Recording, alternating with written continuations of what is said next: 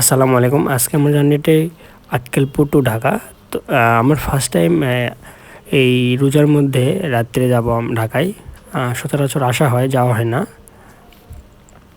তো এই জার্নিটি পুরোটা আপনাদের সাথে পুরো জার্নিটি শেয়ার করব। আমরা বেশিরভাগই ঢাকা যাওয়া হয় এই কথা ট্রেনে। আমার ট্রেনটি আজকে খুব আর্লি চলে আসছে। কাজ কাম সেরে যেতে পারি, খুব কম যাই নীলসাগরে। বাট নীলসাগরের ট্রেনটি অনেক ক্লিন, আর সবচেয়ে আমার কাছে মনে হয় গুদর ট্রেন হলো একতা। যারা একতা ট্রেনে গেছেন অবশ্য সবাই জানেন যে ট্রেনের অবস্থাটা কেমন। কোনো সিটের হাতা ভালো না, যেটা না ওয়াশরুম ভালো না, সেই তুলনায় নীলসাগর ট্রেনটি অনেক ভালো। তার চলে আসলাম। তারপর আমার এক ছোটো ভাই আমাকে চিপস দিল। আসলে আক্কেলপুরের চিপস গোটা বাংলাদেশে চলে ট্রেনে। গোটা বাংলাদেশ বললে ভুল, মানে ঢাকাতে তারা যায় বা আসে, যে আরামে আছে তার সময় বেশি আরামে আছে এই ভাইটি।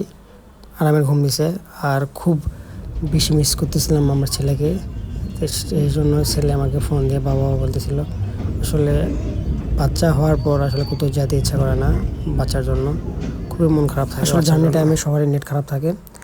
এই জন্য কিছু মুভি ডাউনলোড করা ছিল, সেই মুভি দেখে সময় কাটাচ্ছিলাম। আসলে কিছু করার নাই, ঘুমও পাচ্ছে না। মুভি দেখতে দেখতে চলে আসলাম। এই জন্য আগে ট্রেনে যেতাম স্টেশন। আমরা আজকে নতুন ব্রিজে উঠবো। আমার ফার্স্ট টাইম এই নতুন যে ব্রিজটি হয়েছে রেলের, সেই ব্রিজে উঠবো আর দেখবো যে কত সময় লাগে যাইতে। তার মধ্যে সিউড়ি টাইমটা হয়ে গেছে, সিউড়ি খাওয়ার জন্য সব কিছু রেডি করতেছিলাম। আর দেখতেছি যে কত আর্লি যাইতে পারে। আমি আসলে রাতের জন্য ওইভাবে দেখাতে পারতেছিলাম না ব্রিজটা। ইনশাল্লাহ কোনো দিনের বেলা আসলে বা যাওয়ার সময় পুরোটা ভিডিও আপনাদের দেখাবো। আমি ঘুরে ধরেছিলাম, আমার কাছে মনে হয় সর্বোচ্চ টাইম লাগছে 5 মিনিট থেকে 6 মিনিট, এর বেশি না। এত স্পিডে যাচ্ছে ট্রেন। আসলে এর আগে যতবার আমরা সেতু পার হয়েছি তখন তো দেখি যে মানে কারণ সেতু ধীরে আসে, এর মধ্যে একটি আসলে দুর্ঘটনা ঘটে গেছে। চিন্তায় হয়ে গেছে ঢাকা ইউনিভার্সিটি। আসলে সবাই ছিল ট্রেনের মধ্যে জানালার সাইডে রাত্রেবেলা অবশ্য ফোন টেপা ঠিক না, বা জানালা খুলে রাখাই ঠিক না। আমি যতবার গেছি বা আসছি প্রত্যেকবার আমার সাথে সেম কাহিনী হয়েছে। সামনে বা পিছনে আমি দেখছি যে কারো না কারো ফোন বা ব্যাগ চিন্তায় হয়েছে। মানে এটা হয় জন্য সবাই এয়ারপোর্ট স্টেশনে ঢোকার পর আসলে ট্রেনটি অনেক আর্লি চলে আসছে। এখন অলরেডি বাজে 5টা। এখান থেকে যাবো রুমে 10 বা 15 হাউস বিল্ডিং।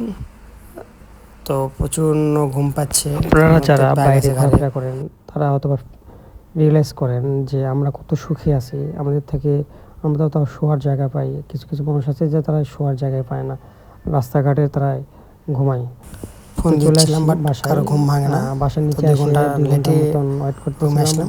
ফোন দিচ্ছিলাম। ধন্যবাদ সবাইকে। আসসালামু আলাইকুম।